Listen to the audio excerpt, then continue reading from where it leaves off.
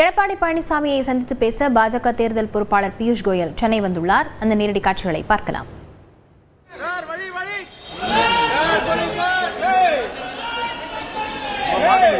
இதுகுறித்த விவரங்களுடன் செய்தியாளர் லிபிகா இணைந்திருக்கிறார். லிபிகா, முன்னதாக அர்ஜுன் ராம் மேக்வால் நயனார் நாகேந்திரன் அவர்களை சந்தித்து பேசியிருக்கிறார். இதைத் தொடர்ந்து தற்போது பியூஷ் கோயலும் வந்திருக்கிறார். இந்த அதிமுக பொதுச் செயலாளரை இவர் எத்தனை மணிக்கு சந்திக்கவிருக்கிறார்?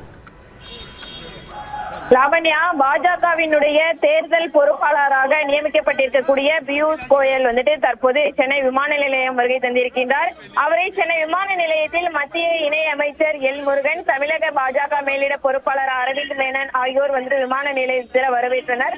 தொடர்ச்சியாக இங்கிருந்து சென்னை கமலாலயத்திற்கு சென்று அங்கு முக்கிய நிர்வாகிகளை சந்திக்க இருப்பதாக தகவல் தெரிவிக்கப்பட்டிருக்கின்றது. குறிப்பாக தமிழகத்தில் அடுத்த ஆண்டு நடைபெற இருக்கக்கூடிய சட்டமன்ற தேர்தலில் பாஜக சார்பில் தேர்தல் பொறுப்பாளராக நியமிக்கப்பட்டிருக்கக்கூடிய மத்திய தொழில் மற்றும் வர்த்தகத்துறை அமைச்சர் பியூஷ் கோயல் இன்றைய தினம் சென்னை வந்திருக்கக்கூடிய நிலையில் தொடர்ச்சியாக முக்கிய தலைவர்களை சந்திக்க இருக்கின்றார். குறிப்பாக இன்று மதியம் 12 மணிக்கு பிறகு அதிமுகவினுடைய பொதுச் செயலாளராக இருக்கக்கூடிய எடப்பாடி பழனிசாமியை சந்திக்க இருக்கின்றார். குறிப்பாக இந்த சந்திப்பின் போது தொகுதி பங்கீடு குறித்து பேசுவதற்கான வாய்ப்புகள் அதிகம் இருக்கின்றது.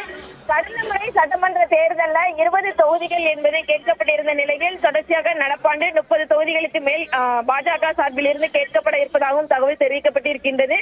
அது மட்டுமின்றி தொடர்ச்சியாக பாஜக மற்ற கட்சிகளுடன் கூட்டணி பேச்சுவார்த்தை குறித்தும் இன்றைய தினம் பேசுவதற்கான வாய்ப்புகள் என்பது அதிகம் இருக்கின்றது. லாவண்யா, விவரங்களுக்கு நன்றி லிபிகா.